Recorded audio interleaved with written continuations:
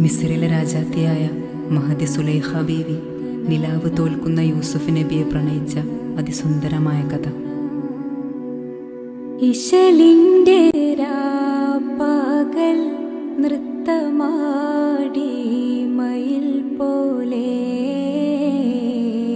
ഹൃത്തില്ല നൂരാഗ രാഗം പാടി കുയിൽ പോലെ മിസ്രിലെ രാജൻ അസീസിന്ദാരംബ സൗജത്ത്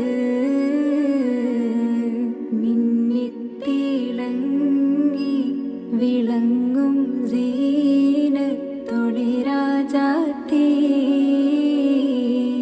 ഇഷ്ക